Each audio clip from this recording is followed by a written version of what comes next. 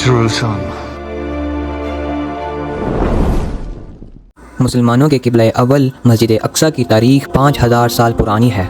یہ زمین پر بنائی جانے والی دوسری مسجد تھی اور یہ مسلمانوں کے لیے تیسری اہم ترین مسجد ہے۔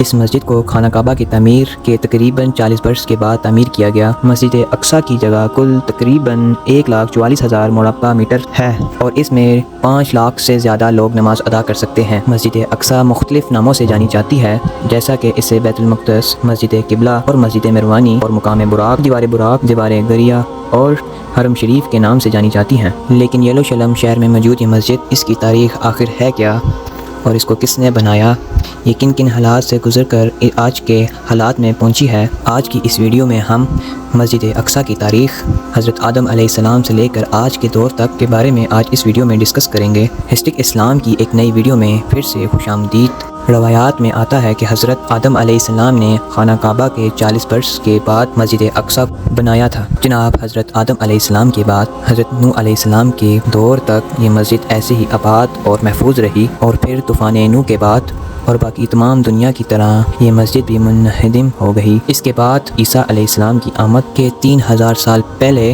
اس مقدس شہر کے کنعان کے لوگوں یعنی پیوسیوں کے لوگوں نے یہاں پر آ کر آباد کیا تھا، اور اس سرزمین کا نام فلسطین بھی اسی دور کے لوگوں نے رکھا گیا، اور یہ لوگ کئی سال تک قیام پذیر رہے۔ اور حضرت ابراہیم علیہ السلام کے آنے سے پہلے انہی کنعان کے لوگوں نے مسجد اقصیٰ کی تعمیر کا کام بھی کیا تھا۔ جناب حضرت ابراہیم علیہ السلام ان کے بیٹے حضرت اسماعیل علیہ السلام کے ساتھ خانہ کعبہ اور پھر اپنے دوسرے بیٹے حضرت اسحاق کے ساتھ مسجد اقصیٰ کا کام تعمیر مکمل کیا، اور اسی طرح حضرت اسماعیل علیہ السلام کی اولاد مسلمان اور حضرت اسحاق علیہ السلام کی اولاد یہودی کلائی۔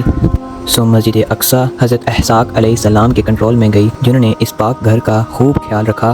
حضرت اسحاق علیہ السلام سے بعد میں ایک بیٹا پیدا ہوا جو حضرت یعقوب علیہ السلام کے نام سے جانے جاتے ہیں، جو ایک پیغمبر بھی ہیں۔ حضرت یعقوب علیہ السلام کے 12 اور 13 بیٹے تھے، جن میں سے ایک کا نام حضرت یوسف علیہ السلام تھا۔ نہ صرف حضرت یوسف علیہ السلام کو نبوت بلکہ شان و شوکت مصر کا بادشاہ بھی بنا دیا، اور حضرت یوسف علیہ السلام اور ان کے بھائیوں نے مسجد اقصیٰ کا بھی خوب خیال رکھا اور وہاں سے ہجرت کر کے مصر آ گئے۔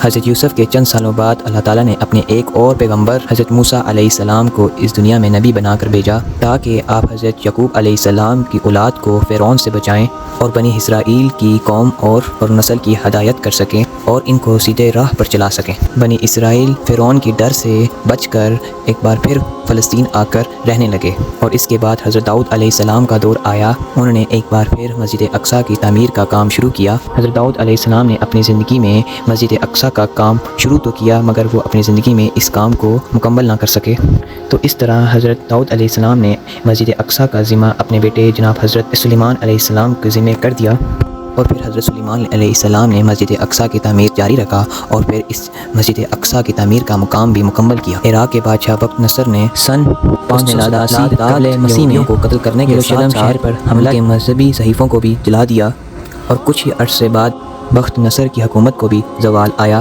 اور ایران کے بادشاہ خورس نے یروشلم کو فتح کر کے اور وہاں کے یہودیوں کو واپس آنے کی اجازت دے دی۔ اس کے بعد مریم علیہ السلام بھی اسی شہر میں رہا کرتی تھیں، اور حضرت عیسیٰ علیہ السلام بھی اس مقدس شہر میں پیدا ہوئے، اور ان کو یہودیوں کا نشانہ بناتے ہوئے یہاں پر ہی صلیب پر چڑھا دیا۔ جناب حضرت عیسیٰ علیہ السلام کے آسمان پر اٹھائے جانے کے بعد 70 سال بعد روم کے لوگوں نے مسجد اقصیٰ پر حملہ کرنا شروع کر دیا، اور اس قدر خطرناک حملہ کیا کہ مسجد اقصیٰ کی صرف 4 دیواری ہی کھڑی ہی رہ گئیں، اور یہودی بھی کئی سالوں تک نہایت سخت دن گزارتے اور پوری دنیا میں ذلیل و خوار ہوتے رہے۔ یہ مسجد آخری نبی حضرت محمد صلی اللہ علیہ وآلہ وصحبہ وسلم کے آنے تک ایسی ہی رہی، جب تک واقعہ معراج پیش نہیں آ گیا۔ مسلمان اس مسجد کی طرف رخ کر عبادت کیا کرتے تھے، لیکن بعد میں اللہ تعالیٰ کے حکم سے ان کا قبلہ خانہ کعبہ بنا دیا گیا۔ رسول صلی اللہ علیہ وآلہ وسلم کے وصال کے 6 سال بعد مسلمانوں کا لشکر مختلف ممالکوں کو فتح کرتے ہوئے یروشلم شہر تک پہنچا، تو اس وقت وہاں پر عیسائیوں کی حکومت تھی۔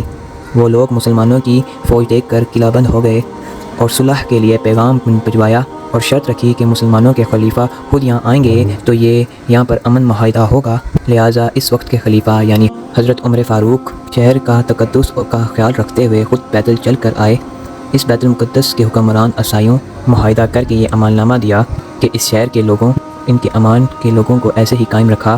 اس معاہدے کے بعد حضرت عمر فاروق بیت المقدس کے اندر داخل ہوئے اور یہاں پر 2 رکعت نماز ادا کی اور پھر یہاں پر ایک مسجد بنوانے کا حکم دیا جو اس سے پہلے منہدم، جو کہ ایک مٹی کا ڈھیر بن چکی تھی۔ رضا بن امیہ کے ایک خلیفہ جس کا نام عبد الملک بن مروان تھا، اس نے خلیفہ کے حکم سے مسجد کو بنوانے کا دوبارہ کام شروع کیا۔